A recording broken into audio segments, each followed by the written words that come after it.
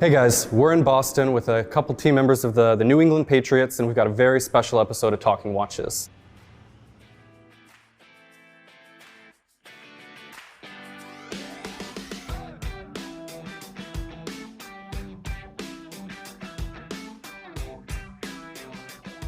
I'm Jake Bailey. I'm the punter for the New England Patriots. I'm in my 4th year. I'm from San Diego and going to talk some watches.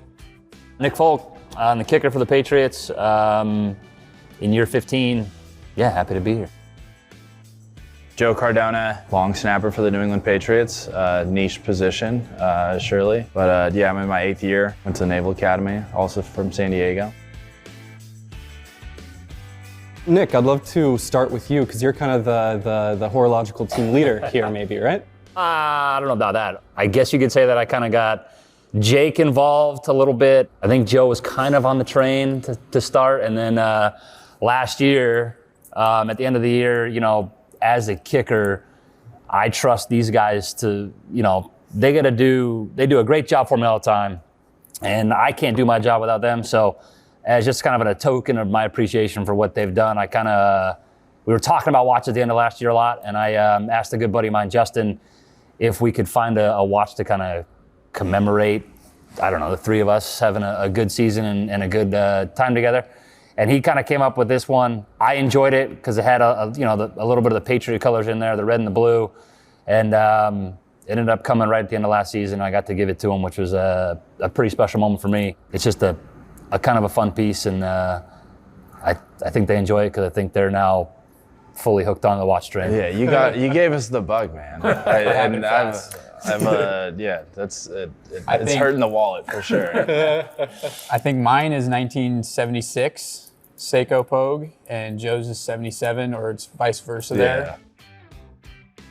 All around that train too, and it kind of fits the Seiko model. You know, Justin sourced me my Captain Willard, which I'm pretty stoked on. Being a Naval Academy grad military guy, and even kind of my unit's a small boat unit, so it means a little something extra to have like a real piece of military history with the Captain Willard. You know, not just movie history, but this the story on it is that it was bought in country in Vietnam and was worn throughout. So definitely don't have any original papers or original box. I don't think the original owner was too worried about keeping those in a war zone. But I mean, you can feel this thing. It has some heft to it. Yeah. I mean, it's meant to survive. So This thing is awesome.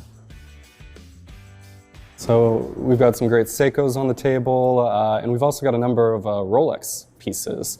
I'd love to hear a bit about your Submariner. It was your grandfather's. Yep, it's my grandpa's. And segueing from Joe talking about kind of a movie watch, this is my movie watch. My grandpa, he was an Air Force pilot, and after that he flew for TWA, and his route was San Francisco to New York to Switzerland. He bought this Rolex Submariner. It's a 6538, James Bond. He bought this in Switzerland for $100 when his paycheck every month was $400. So yeah, 1956. He's done a lot since 1956. He flew for many more years after that and ended up buying a ranch outside of Reno, Nevada, and this was his farming watch. He handed it down to me with a leather strap, and obviously it doesn't have a bezel. So if anybody out there can help me source that, I would love to make this watch complete. He said he bought it in 1956. There's no papers to prove it, but that's what he says, and the bracelet is actually from 1956. Yeah, I believe that's the first year of production for the 6538. So he bought that in 56, and then Dr. No didn't come out till 62, I believe. So he had it for a full 6 years before it was cool. And Nick, you have your own story of your grandpa's watch, right? Your grandpa's Submariner. I have another sub as well. It's a 77 1680. My grandfather bought it in 77 for like $400, I think, at the time he said. And he wore it every day. He was a surgeon. He wore it all the time. Wore it so much that he needed a new bracelet. And he went to the Rolex store to get a new bracelet, probably 2000s, early 2010s. And they said it'd be like $2,000 for a new bracelet. And he said, I only paid $400 for the watch. They said, well, it's worth quite a bit more than that. And so he just put on a random bracelet. He just found a bracelet that fit and put it on. he passed away in 2018, and my mom was like, is there anything you want from his collection of stuff? And I said, look, if no one wants his watch, I would love the watch just because I'd wear it all the time. He got it engraved with his last name, Styles, on the back. So every time I wear it, it's kind of, I just got a good memory of it all the time. So it's a lot of fun to have it. Hopefully one day I'll pass it on to my kids. I have 3 boys, so I got 3 watches. One of them, though, I might not pass down. I love it. You want to talk about that? Keep going. You're on a roll. Well, I mean, I guess then I have a 6264 1970 Paul Newman that last year during the season, I was kind of like, all right, I'm on year 15 now, so let's do something nice for myself. I did it towards the end of last year. These guys were around when I came in and stuff, and when I kind of saw their face kind of light up with it, that's when I kind of knew, like, all right, I'm gonna get them a watch at the end of the season. That was kind of like the kicking off point. But yeah, that's my 6264. That's my kind of fun watch that I love to have.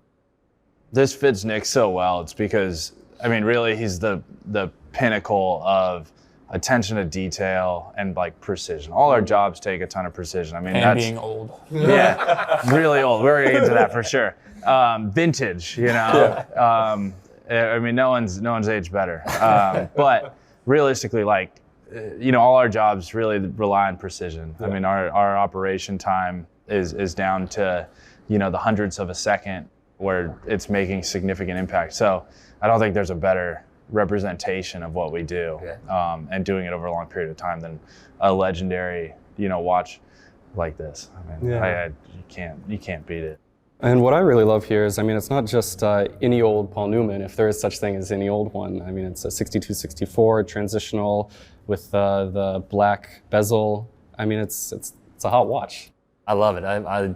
I wear it when I can. It's super light on the wrist. It kind of feels like you're not wearing much, which is kind of cool.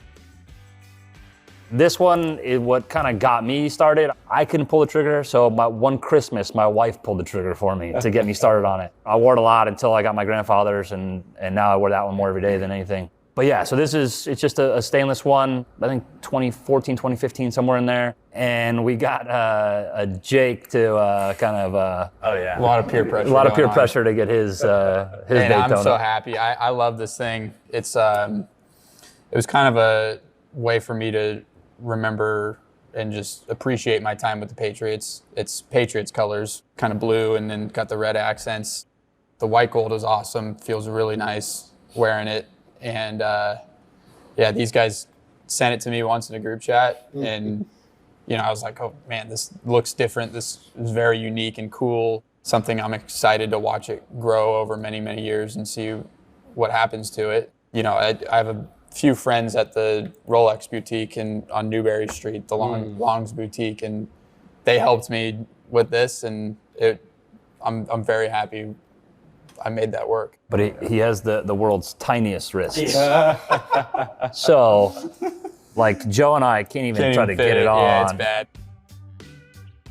You two peer pressured me, but you and I peer pressured him into one too, which I'm happy he did. Well, I mean, and picking up my sub this season, it's new, and really what drew me into it was especially talking to these guys and the subs they had hold so much meaning in their family. And mine, one day, I know if my dad's watching this, Dad, surprise, surprise, you're going to get one of these too. And you can't do anything about it. You're going to be wearing a Rolex soon enough. But, really, not only does it hold, that kind of military history that I love, dating back to early subs and being issued to UDT and SEAL guys, but also with that, my dad served 24 years in the Navy. His whole career's been Department of Defense. So really, it's like a culmination for him, who's going to retire soon. It'll be something we both can wear and kind of commemorate, one, his service, the things he's done, but also his kind of foresight and teaching me to long snap and all these things that have provided, a means to be able to do all this. So yeah, it was a good bit of peer pressuring that I greatly appreciate. So. I think it's super cool. I think not only the long snapping part, but you going to Naval Academy, you serving, within the same branch of the military and stuff. I think it's awesome. I think it'll be a really cool kind of commemorative piece for both of you to have. Yeah, I don't know if this is gonna go overseas with me when the time comes. I don't know if I think this might have to stay behind in the safe. With that though, I think one thing that will go with me wherever I go is this Breitling.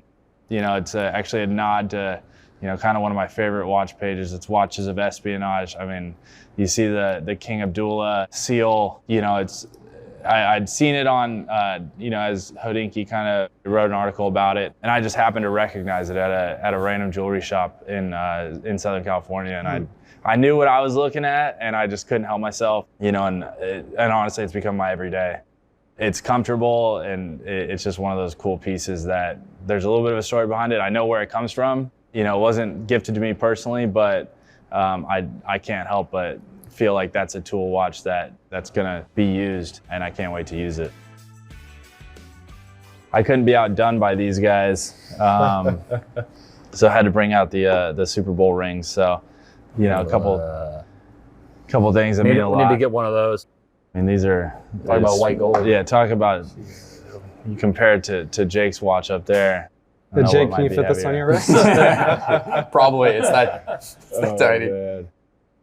When you talk about a couple things that mean a lot to me, when you're a part of Super Bowl 51, one of the greatest games ever played, the 28-3, it's got the 283 diamonds in it, it all correlates.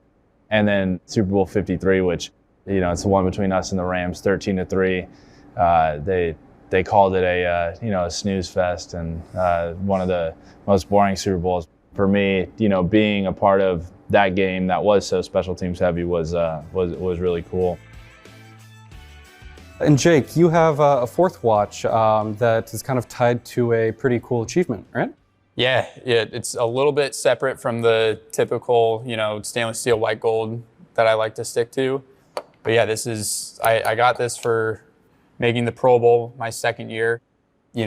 I wouldn't have achieved that without these guys, without all the rest of my other teammates. And it's something I wear on Sundays every game day to kind of remind myself that, I belong. Let's go play.